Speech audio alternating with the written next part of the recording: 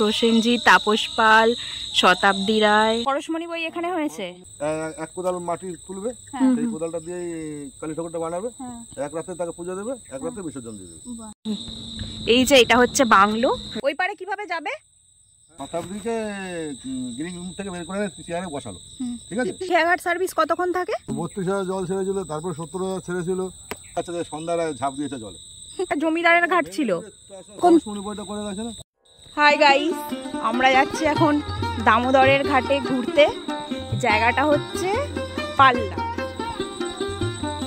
এইদিকে চারিদিকে হচ্ছে কলা বাগান, ছাতিম গাছ। ওকে, তো এইসব পার করে আমরা যাচ্ছি এখন দামোদরে ঘাটের অপরূপ সৌন্দর্য। কত চওড়া দামোদর, যেটা একমাত্র বর্ধমান ডিস্ট্রিক্টে আসলেই এত ভালো দেখতে পাওয়া যায়। পাহাড়ের খাদ বেয়ে কত, সরি নদীর খাদ বেয়ে কত চড়াই উতরাই পেরিয়ে আমরা যাচ্ছি দামোদরের পাড়ে। ভাই কি দুর্গম জায়গা, বাট নদীটা জাস্ট অপূর্ব, অপূর্ব সুন্দর। চলো আস্তে আস্তে যাও। এইখানটা পার্ক রয়েছে, মাটি হচ্ছে, অপূর্ব সুন্দর দৃশ্য। হ্যাঁ, মানে 70 ফুট ডিপ জায়গাটা, আর বাকি জায়গাগুলো 15 ফুট 16 ফুট মতো ডিপ। তাই কিছু মেয়ে ছেলে দেখো একবার আসলো, ওখান থেকে একটা দড়ি টানলো, আর দড়ি টেনে এখান থেকে জলের এখানে দড়িটা ধরলো, ও ঝুলে ঝুলে মানে বেল ফেল বেঁধে বেঁধে কায়দা করে নিয়ে ঝুলে ঝুলে নিচে নামে। আর ওই পারে কিভাবে যাবে? ওখানে খেয়াঘাট আছে, আমাদের এরপরে মার্কেট আছে, ওরা এখানে পাইকারি দিয়ে যায়, ওরা আবার চলে যায়।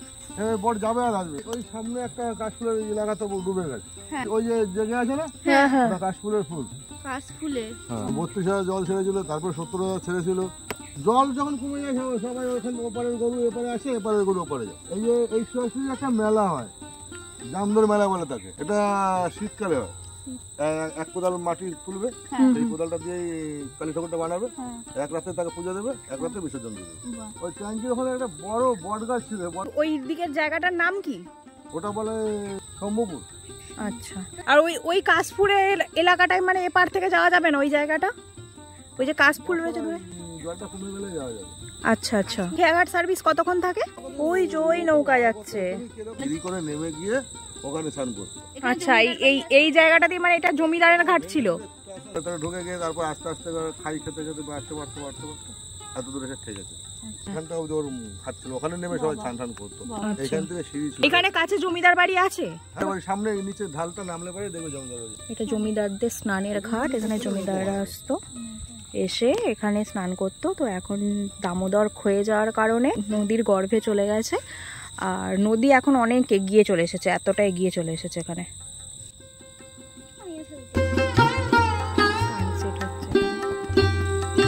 কাশফুল রয়েছে দূরে। এখন এবারে তো বর্ষার কারণে কাশফুল সব নষ্ট হয়ে গেছে। জলটা যখন একটু কমে যাবে না, ওখানে জেগে উঠবে, দেখবে বাঁশের চাল, গলদা চিংড়ি, তখন এখানে চিংড়ি এখন ধরছে।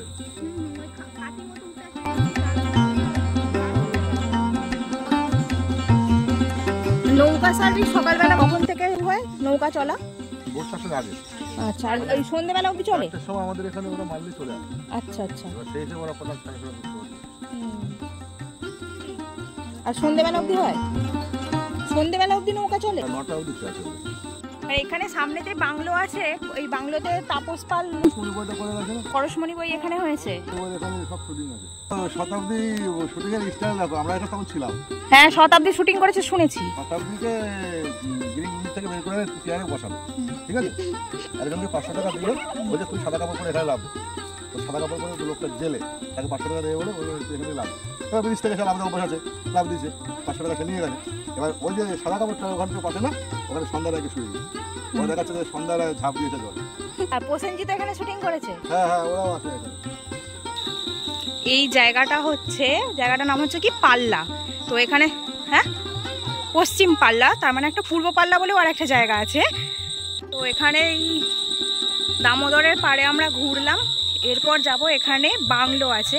তো যেখানে আগেকার দিনে যে কিংবদন্তি সিনেমা আর্টিস্টরা ছিল, যেমন প্রসেনজিৎ, তাপস পাল, শতাব্দী রায়, তারা তখন এসে এখানে শুটিং করে গেছে।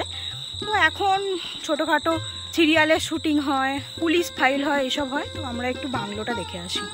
আমরা এখন যাচ্ছি কি বাংলোর উদ্দেশ্যে, তাই তো? সামনে বাংলো আছে, দেখা যাক কোথায় সেটা। দুই দিকে ঘন সবুজ জঙ্গল, সামনে বিস্তীর্ণ খেলার মাঠ, আর সাইডে দেখা যাচ্ছে বৃহৎ দামোদর নদ। এই যে এটা হচ্ছে বাংলো, রাস্তা থেকে একটুখানি। এই হচ্ছে চারিদিকে ঘেরা, জায়গাটা ঘেরা, ভিতরে বিভিন্ন শুটিং স্পট করা আছে। জায়গাটার নাম হচ্ছে পরিদর্শন ভবন। এই যে বাংলোর ভিতরের দৃশ্যটা, ওই দূরে অনেক বাড়ি করা আছে, এদিকে এরকম কুঠির বাড়ি অনেক কিছু করা আছে, নানা রকম গাছ লাগানো রয়েছে। এই রাস্তাটা দিয়ে সোজা চলে যেতে হয়, যদিও আমাদের কাছে এখন পারমিশন নেই বলে ভিতরে ঢুকতে পারছি না। তো বাইরে থেকে যতটা দেখানো দেখাচ্ছি। দূরে একটা মরা গাছ রয়েছে, এটা অপরূপ সুন্দর লাগছে। মরা গাছও যে এতটা প্রাকৃতিক শোভা বাড়াতে পারে এটা দেখেই বোঝা যায়। এখানেই কিংবদন্তীরা একসময় এসে শুটিং করে গেছে, যেমন প্রসেনজিৎ, তাপস পাল, শতাব্দী রায়। এইটা হচ্ছে পশ্চিম পাল্লা, তো এখানে লেখা রয়েছে পাল্লা পরিদর্শন ভবন। তো এই জায়গাটাই হচ্ছে এই বাংলো।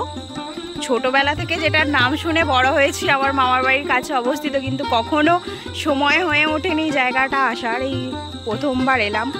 তো যাই হোক, পারমিশন না থাকায় ভিতরটা যেতে পারছি না, আর সন্ধেও ঘনিয়ে আসছে। বাইরে থেকে যতটুকু দেখা যায় এরকমই দেখালাম। পরে কোনো সময় হলে তখন না হয় আসবো, এসে ভিতরটা দেখাবো। ওই দূরে কিছু ঘর করা আছে, সম্ভবত কেউ একজনা বসে রয়েছে। আটচালা টাইপের কিছু একটা করা রয়েছে, বোঝা যাচ্ছে না যদিও। নানা রকমের শুধু বড় বড় গাছ লাগানো রয়েছে, সেটাই দেখা যাচ্ছে। আর আমার সাথে এসেছে আমার সব থেকে বড় দর্শক। সন্ধে ঘনিয়ে আসছে, সামনে দামোদর নদ। চলুন আপনাদেরকেও দেখাই আর একটু, এবার বাড়ির পথে রওনা হই। পরন্ত বিকেলে দামোদর নদ কত সুন্দর দেখতে লাগছে। আমরা এসেছি মেন রাস্তা দিয়ে, তো এখন একটা অন্য রাস্তা দিয়ে যাবো। তো ভিতর দিয়ে নাকি এগুলো আরো দেখা যায়। এই যে বাংলোর বড় বড় ভিতরের বিল্ডিং গুলো, এখানে সবকিছুই আছে।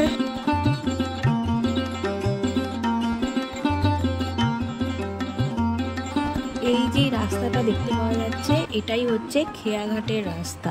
ওই যে প্রথমে বলা হচ্ছিল না খেয়াঘাট সার্ভিস চলে ওপারে যাওয়ার জন্য, এটাই হচ্ছে সেই রাস্তা যেখানে ওই কাশের জঙ্গলগুলো প্রথমে দেখেছিলাম। এখান থেকেই বালি তোলা হয়।